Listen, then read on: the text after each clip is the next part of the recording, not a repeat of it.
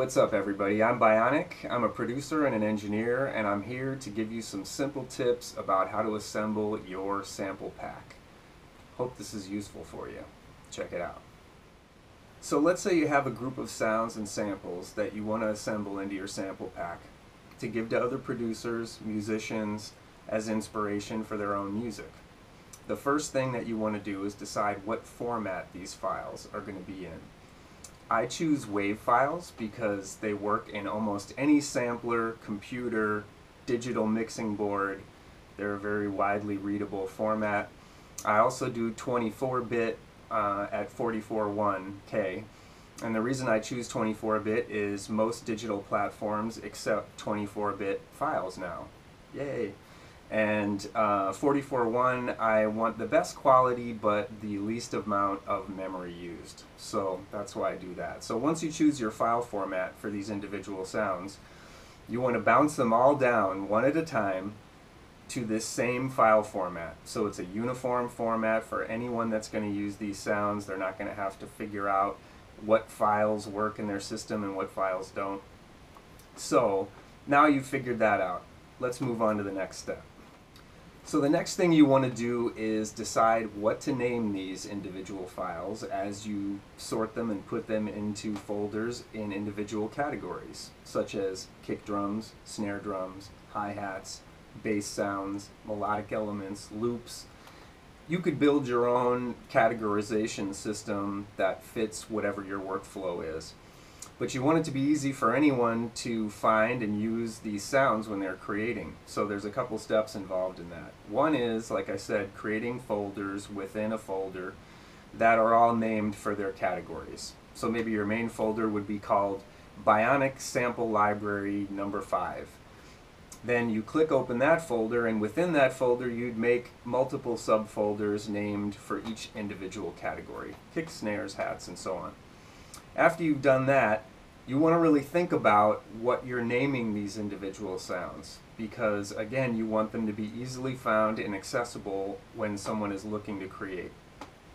So I find when I am going to bounce a sound down to put into a particular subcategory like a hi-hat or a snare, that I listen to the sound carefully and I listen to the characteristics of it and then name the sample very methodically, clap, dry, live, with my name after it, Bionik, so that everyone knows where the sound came from later down the road when someone's got a few of the sounds in a folder. They look and at the end of the file name is my name. Maybe there'll be some connection there. Aside from that, when someone's searching for a sound, I find, especially in Ableton, they will type into the search window, the find window, live clap, or dry clap, or boxy clap. And if those words are in the names of your files, people are going to be able to find them easily. They're going to be used for the right purpose at the right time. So that's the next step. Now the last step in this process is how to get these samples in your sample pack to the people that could use them to create. So what I choose to do is put them on Bandcamp. This is a way that someone could get it for free, or you could charge a nominal fee for this sample pack, and you can lay out all the details of it. It's royalty free, or these samples have to be cleared, or you have to give us credit, or whatever it is. All my samples are royalty free and free to use in whatever you want, all of your productions.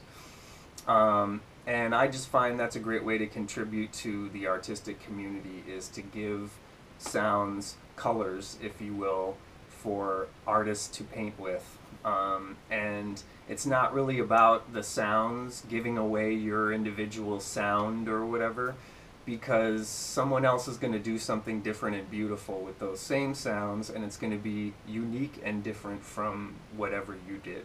So don't be afraid to give your sounds out. I think it's a really good time now, the accessibility of trading files and trading information. We should do this. Artists, producers, musicians, let's trade our information back and forth and feed and grow off of one another. So one of the benefits of uploading your sample pack to Bandcamp is you can upload the files one at a time, and hence you can categorize them. Upload all your basses first, upload all your kicks next, upload all your snares, and so on. It makes it really convenient for people to audition sounds and then download them, obviously. So I suggest Bandcamp. Maybe you have a better format that works for you. That's great too.